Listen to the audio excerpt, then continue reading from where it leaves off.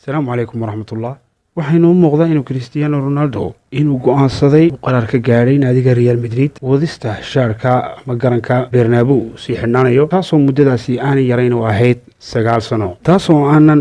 indhaha iska tirin marka kalena Ronaldo wuxuu ahaa hadaafka taariikhiga ee soo maray naadiga Real Madrid ciyaarto ka wanaagsan naadigaasi inaanu soo marin haddaba kadib markii Champions League uu soo bandhigay Cristiano Ronaldo inuu doonayo inuu ka tago naadigaasi ayaa hadal badan iyo muran badan ka abuuray baraha warbaahinta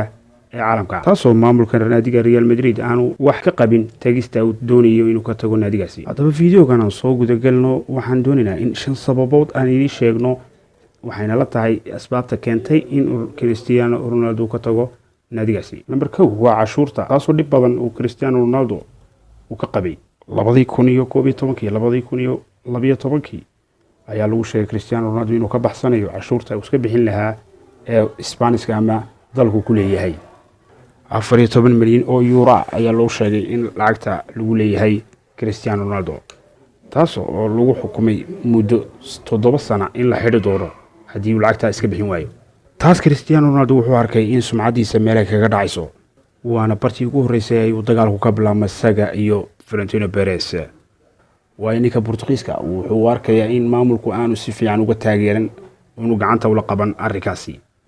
sidii maamulka berigii hore uu galay Beckham ama sida Barcelona ay u galeysay imka Messi taasoo waliba aan si dhab ah ay u dhaxgelin arrintaas marka wuxuu go'aansaday inuu iska tago kiiskana meelaha fog ka ilaashado ka eego Juve ayaa u soo bandhigtay markaas ajir iyo lacag mushqaayad aan cashuur lahayn 30 milyan oo euro sanadkii ayaa oo bila cashuur loo soo bandhigay 2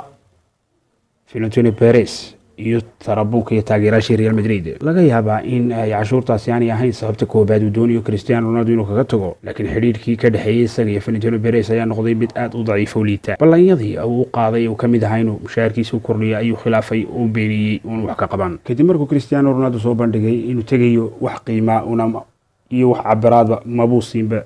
laacibka Cristiano Ronaldo taasoo uu fahmay inuu doonayo inuu iska tago bilowga xilli ciyaareedka La Ligaha Isbaanishka taasoo keentay aan gool xitaa xareen intiisii hore Cristiano Ronaldo iyo semi-finalkii Champions League tarabuunkii ku fuuriyay ayaa taa markaa uu ka go'aansaday Cristiano Ronaldo inuu iska tago qodobka saddexaad daawadeyaal wuxuuna leeyahay booskiisa ayaa halis ku jira makaanadiisa iyo khatar ay ku jirtaa daba maamulka naadiga Real Madrid ayaa doonay inuu soo bandhigo ciyaartooyo cusub Hazard baa kamid ah Neymar baa kamid ah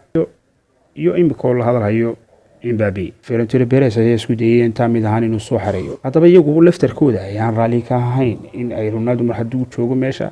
in iyaguna ay ka ciyaaraan haddaba hadduu Cristiano noqdo laacibka labaad ee naadigaas ayaa qiimo dhac ku imanaya makaanadiisii iyo suuqiisii iyo xayeysiisyadii shirkadu ka qaadan jiray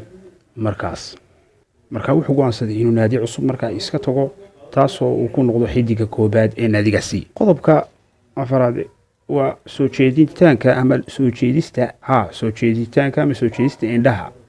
dadka loo iska jeedinayo kadib markuu guuldarro ka soo xareeyay koobkii adduunka ayaa ay noqotay inuu markaa go'aan gaadho oo warbaahintii sheekada la hadalhayay isaga oo loo hadalhayay inuu guuldarro ka keenay koobkii adduunka in la bedelo indhaha dadka waana ku guuleystay waayo bari warbaahinta ayuu xaga kale u jeediyay imka waxa la hadalhayaa un Cristiano ayaa ka tagay Real Madrid imka hadii la eego Ronaldo wuxuu hogaaminayaa baraha warbaahinta inuu ka tagayo Real Madrid meel kasta oo adduunka ay ku taalo qodobka shanaad waa xidignimada Tio Cristiano Ronaldo aan ognay inuu wax kasta uu jabiyay ama record kasta oo adduunka u yaalay ayaa haddana uu qabaa uu doonaya inuu keeno record cusub haddii ay taasina suurto gasho wuxuu ku keenayaa naadi kale sidoo magaciisa uu weyn uu noqdo ninka kaliya ama ciyaartooyga kaliya ku guuleysta Champions League 3 naadi oo kala duwan haddii Juve uu keeno markaas Champions League marka Sarukh Madera Cristiano Ronaldo ayaa isku dayay inuu tago Juventus uu halkaas guulo kale iyo iskoor kale uu ka jabiyo arrinkaas oo aad ugu adkaa Juventus tolo ma laga yaabaa inuu Cristiano Ronaldo wax bedela uu soo xareeyo naadigaasi sida berigii hore ay Maradona uu ka helay soo dhaweyn aad u wanaagsan Talyaaniga siiba naadiga uu ciyaari jiray markaas Napoli ahaa taasoo ognay in Talyaanigu abaalka uu celiyo mar walba waanu ilaawin laacibka uu ciyaari jiray marun taariikhda ayuu gasho.